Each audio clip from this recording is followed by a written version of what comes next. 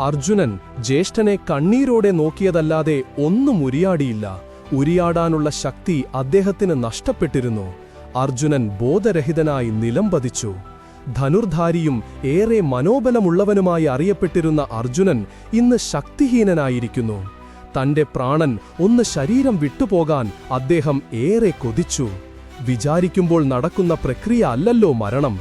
ഭീഷ്മപിതാമഹനെപ്പോലെ വിചാരിക്കുമ്പോൾ മരണം ഏറ്റുവാങ്ങാനുള്ള ഒരു സിദ്ധിയും തനിക്കില്ല. തന്റെ കൃഷ്ണൻ പറയുമ്പോലെ തന്റെ രഥചക്രം അല്പം കൂടി ഉരുണ്ടു നീങ്ങേണ്ടിയിരിക്കുന്നു. എല്ലാം എന്നെ പഠിപ്പിച്ച എന്റെ പ്രിയ സഖേ, ഈ ദുഃഖം ഞാൻ എങ്ങനെ താങ്ങും? ബോധം തെളിഞ്ഞ മാത്രയിൽ അർജുനൻ വിലപിച്ചു. ശക്തിയില്ലാതെ വീണ്ടും ആ ശരീരം തളർന്നു.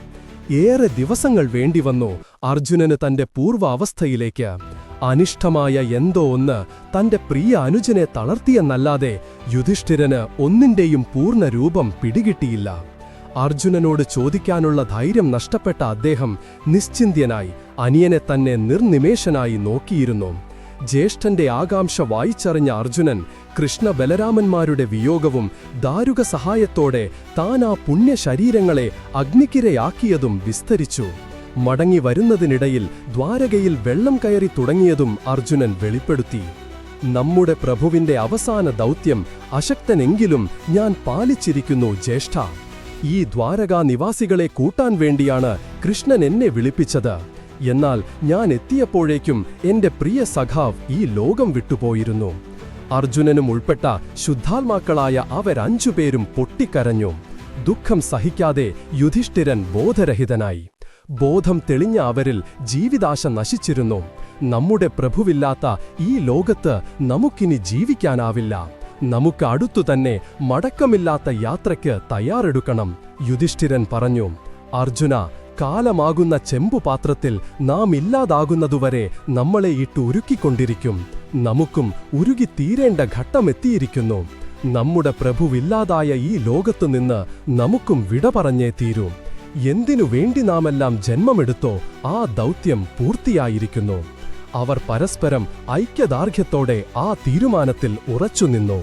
അവർ പരീക്ഷിത്തിനെ ഹസ്തിനാപുരത്തിന്റെ യുവരാജാവായി അഭിഷേകം ചെയ്തു. യുവരാജാവിന്റെ രക്ഷിതാവായി യുയുത്സുവിനെ നിയമിച്ചു. ശുദ്രസ്ത്രീയിൽ ധൃതരാഷ്ട്രക്ക് ജനിച്ച ഈ പുത്രൻ പാണ്ഡവരുടെ പ്രിയപ്പെട്ടവനായിരുന്നു. ധർമ്മമാർഗത്തിൽ അവരോടൊപ്പം നിൽക്കാൻ ധൈര്യം കാട്ടിയ യുയുത്സു അവർക്കും പുത്രതുല്യനായ മിത്രമായിരുന്നു.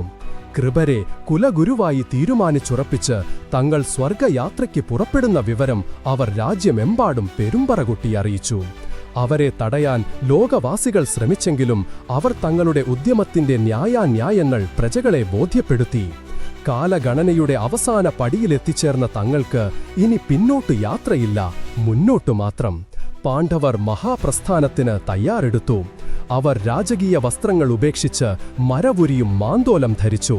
വർഷങ്ങൾക്കു മുൻപ് ഹസ്തിനാപുരത്തിൽ നിന്ന് ഇതേ വേഷത്തിൽ യാത്ര തിരിച്ചപ്പോൾ അനുഭവിച്ച മനക്ലേശവും അരക്ഷിതത്വവും ഇന്നവരിൽ നിന്ന് അകന്നുപോയിരിക്കുന്നു. സ്വമനസാലെ എടുത്ത ഈ തീരുമാനം അവർക്ക് മനഃശാന്തി നൽകുന്നതായിരുന്നു. പൂർണ്ണമായി കടമകൾ നിർവഹിച്ച ശേഷമുള്ള ഒരു വാനപ്രസ്ഥം. അവർ ഹസ്തിനാപുരത്തോട് വിടവാങ്ങി ഉത്തരദിക്ക് ലക്ഷ്യമാക്കി നടന്നു തുടങ്ങി.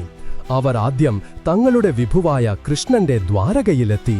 പ്രളയത്തിൽ പാടെ നശിച്ചുപോയ ആ നഗരത്തിന്റെ അവശിഷ്ടങ്ങളിൽ അവർ ഭൂതകാലം പരതി. യുധിഷ്ഠിരൻ പറഞ്ഞു, നമുക്ക് എല്ലാം തന്നെ നഷ്ടമായിരിക്കുന്നു. നമ്മുടെ ഈ ദേഹം മാത്രം നമുക്ക് തന്ന് ആ പുണ്യാത്മാവ് യാത്ര പറഞ്ഞു. നീർധാരകൾ ഒഴുക്കുന്ന ആ ഭക്തനെ കണ്ടു നിൽക്കുക സഹോദരങ്ങൾക്കും ബുദ്ധിമുട്ടായി. ഈ സമയം അഗ്നിദേവൻ അവരുടെ മുന്നിൽ പ്രത്യക്ഷപ്പെട്ടു. അർജുന, അങ്ങയുടെ ഗാണ്ഡീവവും ആവനാഴിയും ഇനി അങ്ങക്കാവശ്യമില്ല.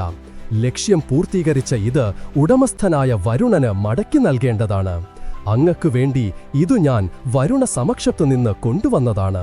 അർജുനൻ ഓർത്തു, ഈ ഗാണ്ഡീവത്തിനൊപ്പം എന്റെ സഖാവും കൂടെയുണ്ടെങ്കിലേ അർജുനൻ അർജുനനാകൂ.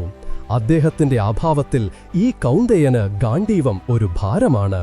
സന്തത സഹചാരിയായ ഗാണ്ഡീവത്തെ വേർപെടുത്തേണ്ട ഘട്ടമായി. അർജുനൻ നിർക്കണ്ണുകളോടെ ഗാണ്ഡീവവും ആവനാഴിയും താഴെ വെച്ച് അതിനെ പ്രദക്ഷിണം ചെയ്തു വന്ദിച്ചു. വീണ്ടും അവ കൈയിലുയർത്തി അതിനെ സമുദ്രത്തിലേക്ക് എറിഞ്ഞു. ഭഗവാന്റെ വാക്കുകൾ അർജുനൻ ഓർത്തു. ലക്ഷ്യപൂർത്തീകരണത്തിനു ശേഷം ഒന്നിനെയും ഭൂമിക്ക് ആവശ്യമില്ല